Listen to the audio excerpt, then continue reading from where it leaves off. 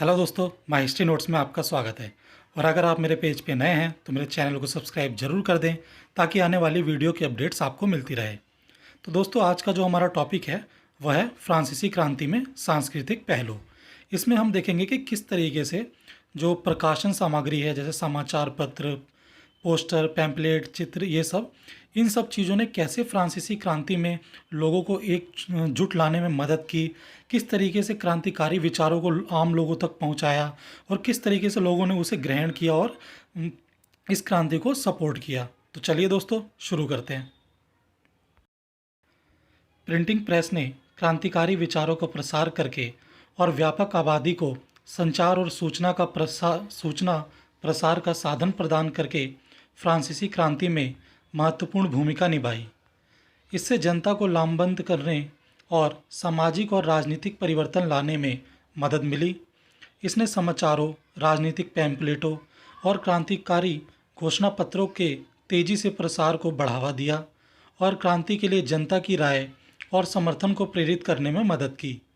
Printing press ने क्रांति की विचारधारा को आकार देने में भी भूमिका निभाई, क्योंकि विभिन्न समूहों और गुटों ने इसका इस्तेमाल अपने विचारों और एजेंडों को बढ़ावा देने के लिए किया। इतिहासकार लीन हंट, जिन्होंने फ्रांसीसी क्रांति में प्रिंटिंग प्रेस की भूमिका पर विस्तार से लिखा है, अपनी पुस्तक फ्रांसीसी क्रांति में राजनीति, सांस्कृतिक और वर्ग में कहा है कि प्रिंटिंग प्रेस ने राजनीतिक संचार के एक नए रूप की अनुमति दी, जहां लोग बड़े पैमाने पर एक दूसरे और राज्य के साथ जुड़ सके। संचार के इस नए रूप ने जनमत को आकार देने में मदद की और क्रांति की सफलता में महत्वपूर्ण भूमिका निभाई। क्रांति के दौरान प्रचार व संवाद के माध्यमों का भरपूर प्रयोग किया गया। इन माध्यमों में सर्वाधिक महत्वपूर्ण थे प्रशासनिक घोषणाएं, आदेश तथा कानून, जिन्हें कस्बों तथा देहातों तक अधिकारी वर्ग द्वारा मौखिक व लिखित रूप से पहुंचाया गया। इस दिशा में 17वीं तथा 18वीं शताब्दी में प्रेस व प्रकाशित सामग्री सांस्कृतिक परिवर्तन का शक्तिशाली माध्यम बने। प्रकाशनों में कई प्रकार की विधाएं मौजूद थी, जैसे धार्मिक प्रकाशन, पाठ्य पुस्तकें, बाल साहित्य, प्रशासनिक अध्यादेश, समाचार पत्र, पोस्टर, पैम्पलेट तथा साहित्यिक रचनाएं आदि। 18वीं शताब्दी में फ्रांस में इन सभी विधाओं का उद्भव हो चुका था। हालांकि राजनीतिक पुस्तकों का अनुपात कम था, जबकि धार्मिक ग्रंथों तथा लोक रुचि की फेरी पुस्तकें अधिक थी।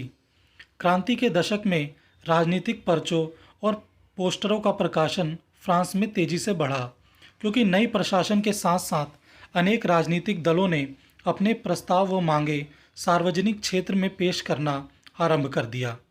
फ्रांसीसी प्रकाशनों को मुख्य रूप से 4 भागों में बांटा जा सकता है: पुस्तकें, पत्रिकाएं व समाचार पत्र, पोस्टर व पैम्पलेट, पंचांग, कहानियाँ और लोकरुचि के सस्ते प्रकाशन।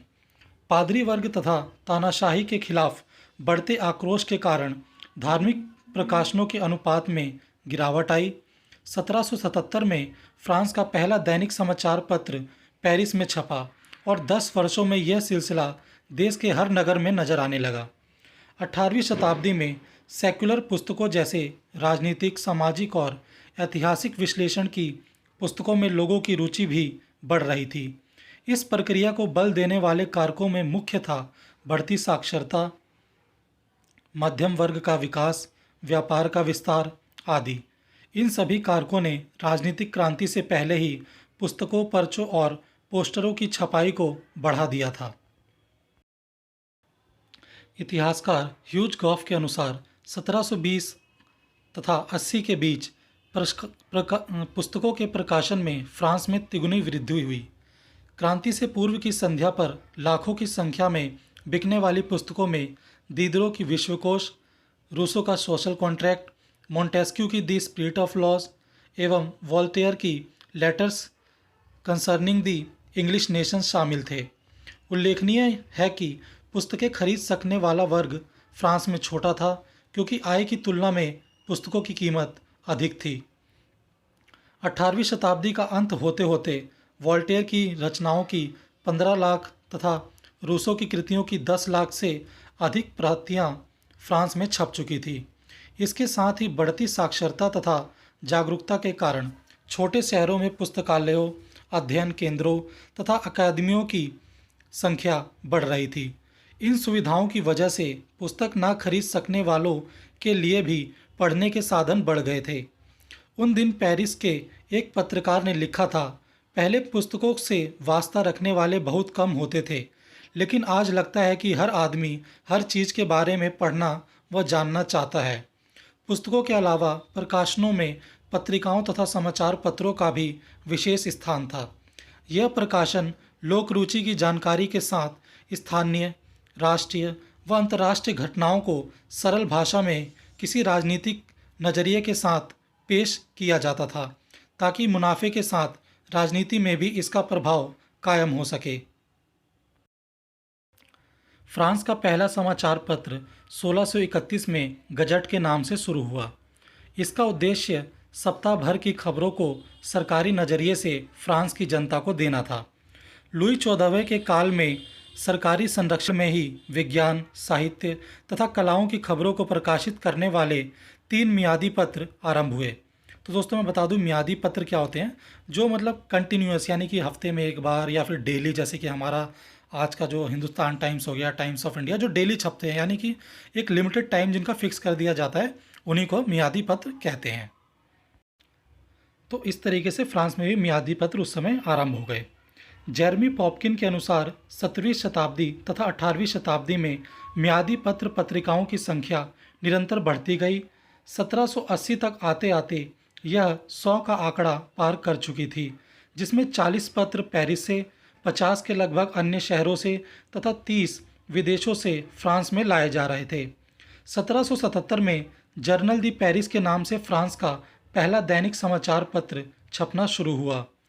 1788 में जर्नल दी पेरिस विज्ञापनों को लाने वाला पहला फ्रांसीसी पत्र था। इतिहासकार ह्यूज गॉफ के अनुसार 1780 के दशक में प्रकाशनों में वृद्धि हुई तथा 1789 में अखबार व पत्रिकाओं की करीब 50,000 प्रतियां प्रतिदिन 140 प्रेसों से निकल रही थी। अधिकतम पत्र सप्ताह में 2 या 3 बार ही निकलते थे और पत्रिकाएं मासिक या उससे अधिक अंतराल पर आती थी। कुलीन वर्ग जहां अपने अलग पत्र मंगवाते थे, वहीं निम्न वर्ग पुस्तकालयों व शराब घरों में इन्हें पढ़ते या सामूहिक रूप से सुनते थे। 1789 क्रांति से पहले पत्रकारिता का पेशा चुनिंदा पत्रकारों के लिए खासे लाभ का माध्यम बन गया था। जैसे पैनकुक के निर्देशन में सरकार द्वारा प्रोत्साहित गजट दे फ्रांस अपने संपादकों को 10,000 लीरे सालाना तथा उससे अधिक तनख्वाह प्रदान कर रहा था। दूसरी ओर गरीब गलियों के ऐसे पत्रकार व लेखक थे जो जीवन यापन के लिए भाड़े पर लिखने, कार्टून बनाने, पोस्टर चिपकाने, बेनाम अपमान लेख छापने तथा अवैध प्रकाशन करते थे। परंतु इन्हीं गुमनाम लेखकों में ब्रीसो तथा सैयद जुस्त जैसे विचारक पल रहे थे। क्रांति के दौरान प्रकाशनों का एक महत्वपूर्ण पहलू उन लोकप्रिय पुस्तकालयों का था जो सस्ती दरों पर घुमक्कड़ फेरी वालों के माध्यम से गांव-गांव पहुंचती थी तथा मेलों और तीर्थ स्थानों पर बिकती थी। यह फेरी पुस्तकें फेरी वालों द्वारा रोज़मर्रा की जरूरी चीज़ों के साथ ही बेची जाती थी और उन पुस्तकों में किस्से कहानियों के साथ साथ धार्मिक उपदेश, प्रशासनिक आदेश आदि छपे रहते थे। फ्रांस में इन किताबों का प्रचलन नीली पुस्तक माला के नाम से लोकप्रिय था। एक अनुमान के अनुसार 18वीं शताब्दी में नीली पुस्तक माला की करीब 10 लाख प्रतियां फ्रांस में हर वर्ष बिक रही थी। फ्रांसीसी लोक साहित्य पर शोध करने वाले डाल्टन तथा शर्ते जैसे इतिहासकार मानते थे कि यह सामग्री पलायनवादी थी तथा समाज की असमानताओं को स्वीकार करती थी तथा राजनीतिक विकल्पों की सोच विकसित नहीं करती थी। नीली पुस्तक माला का एक अन्य नकारात्मक पहलू यहूदियों के खिलाफ झलकती दुर्भावनाएं थी। फ्रांस की बूर्बो सरकार इस प्रकाशन क्रांति से बेखबर नहीं थी, इसलिए इसके खिलाफ प्रांतों से लेकर केंद्र तक, चर्च एवं न्यायाधीशों से लेकर कलाकारों की अकेडमियों तक फ्रांसीसी शासकों ने सेंसरशिप का इस्तेमाल निरंतर किया, परंतु सेक्युलर और राजनीतिक खबरों तथा आलोचनाओं की मांग फ्रांस में इस कदर बढ़ चुकी थी कि प्रकाशनों की बाढ़ को रोकना संभव नहीं था। 1788 में फ्रांस में छप रहे समाचार पत्रों की संख्या 140 से बढ़कर 335 हो चुकी थी। विद्वान एमिट कैनेडी का मानना है कि जहां क्रांति से पहले अखबार व पत्रिकाएं 50,000 प्रतिदिन दर से छप रहे थे, 1793 तक यह संख्या बढ़कर करीब 1.5 लाख हो चुकी थी। लीन हंट के आकलन के अनुसार 1789 से 1799 के बीच 1500 से अधिक पत्र पत्रिकाओं का प्रकाशन शुरू हुआ, परंतु इसमें क्रांतिकारियों द्वारा निकाले जा रहे प्रकाशनों के अतिरिक्त वैज्ञानिक, तकनीकी प्रकाशन तथा राजतंत्र समर्थक पत्र भी निकाले जा रहे थे। क्रांति के दशक में सबसे उग्र अखबारों में जाक रने एबर द्वारा प्रकाशित पत्र ला पेर ड्यूसून था, जो पुरातन व्यवस्था का तीखा मजाक उड़ाता था। सम्राट लुई 16वें को दब्बू सुअर तथा रानी को व्यभिचारिणी कहने की जुर्रत इस पत्र ने ही की थी। साथ ही चर्च तथा धर्म के उन्मूलन, धार्मिक इमारतों के विध्वंस तथा पादरियों के लिए निष्कासन और उन्हें शरण देने वालों के लिए मृत्युदंड की मांग भी इस पत्र ने की थी। तीखे तेवर वाले एक अन्य अखबार विए कॉर्देलिए के संपादक कामिल बिनो दोमेल थे, जिन्होंने फ्रांस में गणतंत्र की मांग 1789 में की थी तथा सौ क्लोथ को नरमपंथी दल के खिलाफ भड़काने व ब्रिसो जैसे गणतंत्रवादियों को भी गियोतीन तक पहुंचाने में अहम भूमिका निभाई। एक अन्य नेता सैयद जुस्त ने इसी दौर में कहा था कि हमें केवल गद्दारों को सबक नहीं सिखाना है, बल्कि उनको भी जो क्रांति के लिए उत्साहित नहीं दिख रहे। कोई हक नहीं है ऐसे लोगों को पितृभूमि पर सांस लेने का, और यह कि क्रांति के जहाज को आगे बढ़ाने के लिए राजनीति के पानी को पहले खून से लाल करना होगा। क्रांति के दौरान राष्ट्रसभा के शासनकाल में पुरानी पुस्तकों के प्रकाशन में गिरावट आई, वहीं दूसरी ओर क्रांतिकारी प्रकाशनों में वृद्धि हुई। धार्मिक ग्रंथों को क्रांतिकारियों द्वारा कई जगहों पर जलाया गया। कुल प्रकाशनों में उनका अनुपात घटकर 10% हो गया। रूसो, रॉब्सपियर, मिरबो इत्यादि की रचनाओं का अनुपात तेजी से बढ़ा। ग्रामीण जनता तक पहुंचने के लिए क्रांतिकारियों ने पंचांग तथा प्रश्नोत्तरी जैसे परंपरागत प्रकाशनों का इस्तेमाल किया। पुस्तकों तथा समाचार पत्रों की तुलना में इनका मुद्रण कई बड़े पैमाने पर होता था तथा हर कस्बे में पंचांग व प्रश्नोत्तरी हजारों की तादाद में छापे जा रहे थे। आम जन तक पहुंचने का इससे बड़ा माध्यम उस दौर में कोई और नहीं था। महान आतंक के दौर में धार्मिक दिवसों के उल्लेख को वर्जित करने की कोशिश हुई, परंतु डायरेक्टरी के काल में लोक रुचि की यह जानकारी पुनः पंचांगों में दिखने लगी। पंचांगों की तरह ही प्रश्नोत्तरी का भी क्रांतिकारी प्रचार के लिए इस्तेमाल करने का प्रयास किया गया।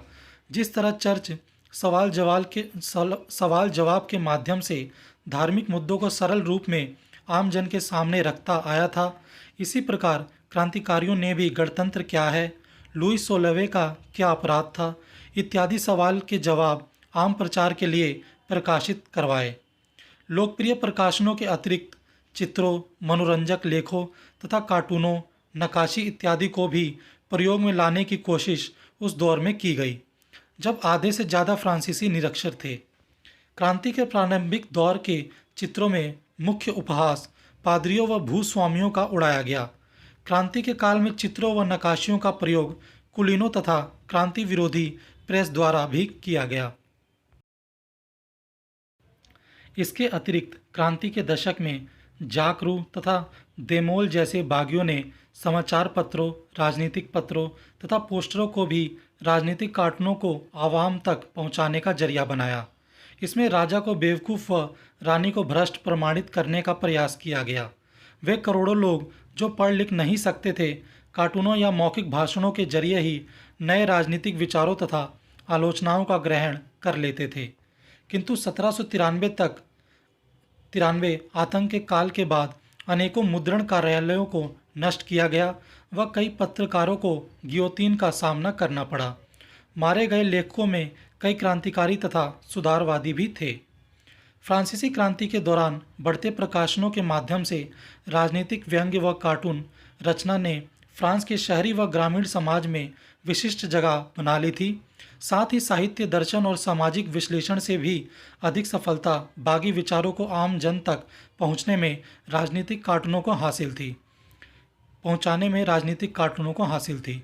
इन प्रकाशनों ने फ्रांस में एक नए युग का प्रारंभ किया, जिससे फ्रांस की जनता अपने अधिकारों तथा राजनीतिक स्थिति के प्रति जागरूक हुई।